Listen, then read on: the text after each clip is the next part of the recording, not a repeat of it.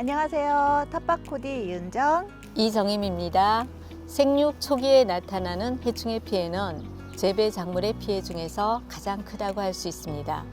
식물이 건강하게 자라고 난 뒤에는 웬만한 해충의 피해는 견딜 수 있지만 생육 초기에는 관리를 잘 해야 합니다. 작물에 해를 주는 벌레는 여러 종류가 있습니다. 텃밭 작물을 가해하는 주요 해충은 다음을 참고하시기 바랍니다. 재배 작물은 씨앗, 열매, 잎, 줄기, 뿌리 등 모든 부분의 해충의 피해를 받을 수 있습니다. 해충은 일반적으로 비가 적고 건조한 늦봄과 가을에 많이 발생합니다. 해충의 피해는 해충의 종류, 발생 밀도 또는 작물의 크기에 따라 달라지며 과실 속으로 파고 들어간 해충의 경우는 방제가 매우 어렵습니다.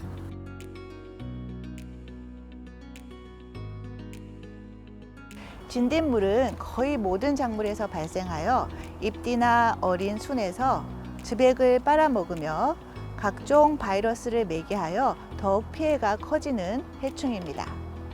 건조하고 가물 때 발생이 심하며 새로 나온 잎을 흡즙하여 잎이 세로로 말리고 위축되며 새순의 자람을 방해합니다.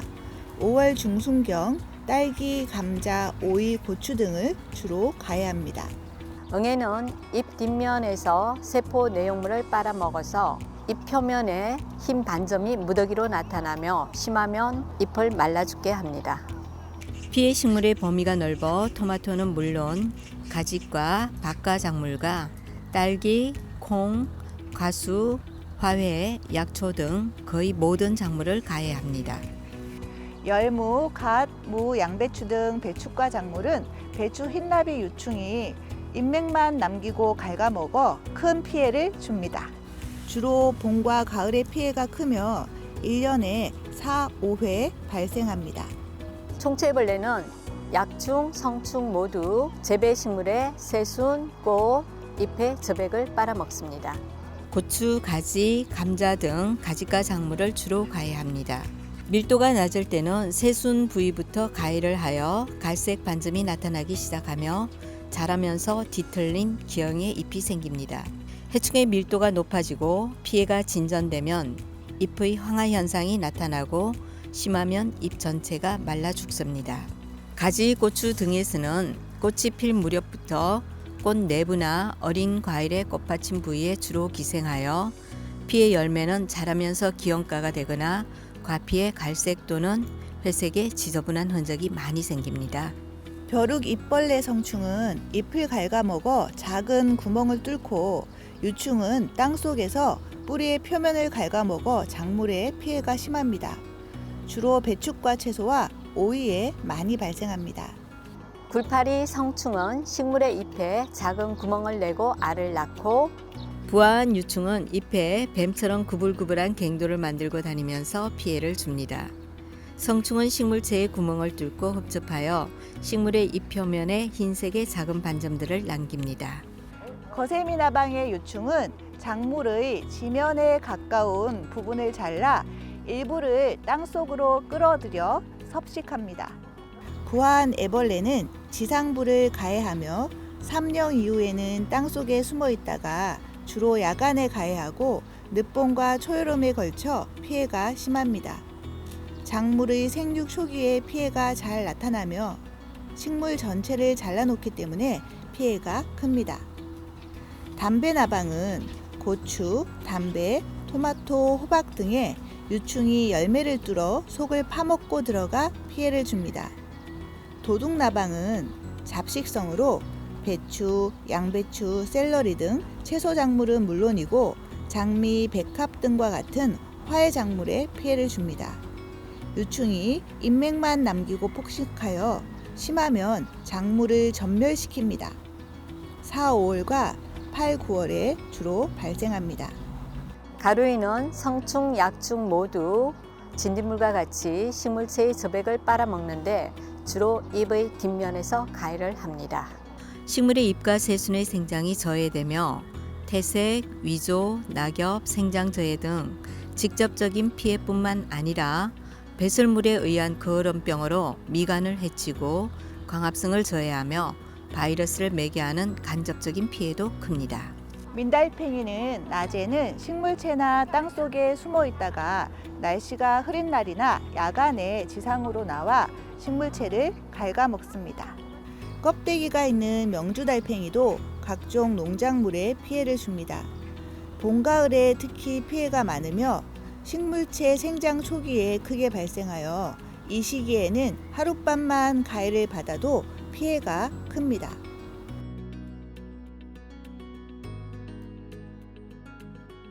선생님, 저희 친환경 농장에서 이러한 해충들에게 농약을 써도 될까요? 서울시 친환경 농장에서는 환경을 지키고 안전하고 신선한 농산물의 재배를 위하여 비닐 멀칭, 화학 비료, 합성 농약 등의 사용을 금지하고 있습니다. 이러한 농업 방법을 친환경 농업이라고 하며 농업 생태계와 환경을 유지 보존하면서 농산물을 생산하는 농업을 말합니다. 친환경 농업을 실천하기 위해서는 이용 가능한 모든 방제 수단을 동원하여 병해충 밀도를 경제적 손실을 피할 수 있는 정도로 억제 유지시키고 결과적으로 사람과 환경에 대한 리스크를 감소 또는 최소화하도록 하는 방제 및 관리 수단이 필요합니다. 이것을 병해충 종합적 관리라고 합니다.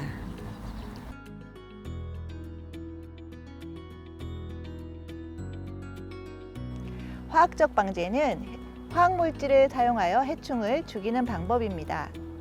합성 농약을 이용한 방제는 천적의 감소, 생태계 불균형 및 파괴, 약재 저항성 유발 등 많은 부작용이 있으므로 친환경 자재로 만든 약재를 이용해야겠습니다.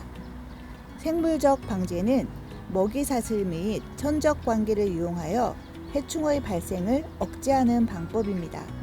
천적을 이용한 진딧물 방제의 예를 들면 해충에 기생하는 벌류, 파리류를 이용하거나 포식하는 거미류, 무당벌레류 등을 이용하는 방법이 있습니다. 물리적 방제는 해충을 직접 잡아서 없애거나 한랭사 등을 이용하여 해충의 접근을 차단하는 방법입니다. 끈끈이나 빛, 색채로 유인하여 없애거나 해충의 접근을 막기도 합니다. 재배적 방제는 병해충 잡초의 생태적 특징을 이용하여 재배 조건을 변경하고 내충, 내병성 품종의 이용, 토양 관리 개선 등으로 피해를 줄이는 방법입니다. 연작을 삼가고 돌려짓기나 혼작, 간작도 권장합니다. 텃밭 디자인에서 소개했던 동반 식물을 이용하는 방법도 재배적 방제에 해당합니다. 약재의 사용은 같은 약재를 연속 사용하는 것보다 가능하면 성질이 다른 약재를 번갈아 사용하여야 약재 저항성을 예방할 수 있습니다. 작물별 병해충에 적합한 친환경 약재를 선택하고 사용 농도, 사용 횟수, 최종 살포 일수 등 약재에 표기된 사용 방법과 안전 사용 기준을 잘 지켜서 사용해야 합니다. 사용 후 남은 약재 및 도구는 안전한 곳에 보관하시기 바랍니다. 친환경 약재는 국립농산물품질관리원 사이트에서 공시 유기농업 자재에서 조회가 가능합니다. 천연 방제제는 동행서울 친환경 농장 가꾸기 책자 25쪽에서 27쪽에 소개가 되어 있습니다. 지금부터는 난황류 만들기를 해보도록 하겠습니다. 난황류란 식용유를 계란 노른자로 유화시킨 현타액으로 각종 식물의 병해충 예방 및 방제 목적으로 사용하는 유기농 작물 보호제입니다.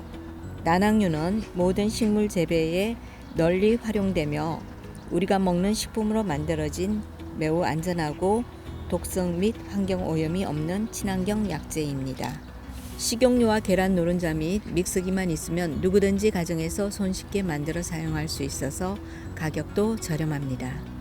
거의 모든 작물의 병해충 관리에 사용할 수 있으며 특히 흰가루병과 녹균병 방제 효과가 뛰어나고 응애, 가루이, 깍지벌레 등의 해충 방제에도 효과가 좋습니다.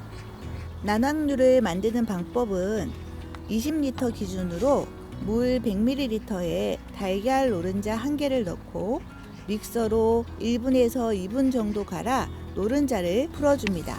여기에 식용유 60ml를 넣고 다시 믹서로 5분 이상 강하게 갈아줍니다. 60ml란 약 야쿠르트 한 병 정도이고 식용유 기름 방울이 작을수록 분산이 잘 되고 작물에 잘 붙어 방제 효과가 뛰어납니다. 만들어진 난황류는 물 20리터 용이므로 우리는 2리터 기준으로 만들어 보겠습니다. 물의 양이 10분의 1로 줄었으므로 만들어진 난황류도 10분의 1 이하로 사용하면 됩니다. 만드신 양을 비커나 저울에 달아보고 2리터 물에 난황류 10분의 1을 잘 섞어서 잎의 앞 뒷면에 골고루 묻도록 흠뻑 뿌려줍니다. 예방적 살포는 10에서 14일 간격, 치료적 목적은 5에서 7일 간격으로 살포합니다. 병이 발생한 후에는 효과가 떨어지므로 예방적 살포가 중요합니다. 난황류는 제조 당일에 사용하는 것이 가장 좋습니다. 난황류는 병해충을 살균 살충하고 작물 표면에 피막을 형성하여 병원균이나 해충의 침입을 막습니다. 그러나 너무 자주 살포하거나 농도가 높으면 작물 생육이 저해될 수도 있습니다. 난황류를 사용할 때 5도씨 이하의 저온과 35도씨 이상의 고온에서는 약해가 나타날 수 있으므로 사용을 자제합니다. 난황류는 가능하면 당일 모두 쓰는 것이 좋으나 부득이한 경우에는 남은 약재는 냉장 또는 냉동 보관하시기 바랍니다. 난황류는 잎의 앞 뒷면이나 과실 등 해충이 있는 모든 곳에 살포가 가능하지만 꽃에는 절대 뿌리지 않습니다. 이 난황류는 어떤 기작으로 해충을 죽이게 되는 것이죠? 네, 난황류에 들어있는 기름 성분이 해충의 세포벽 및 원형질을 파괴하고 해충의 호흡과 지방 대사를 방해하여 질식시켜 죽이는 효과가 있습니다. 오늘은 친환경 해충 방제에 대해 알아보았습니다. 다음 시간에는 잎채소 수확에 대해서 이야기 나누도록 하겠습니다. 다음 시간에 봬요.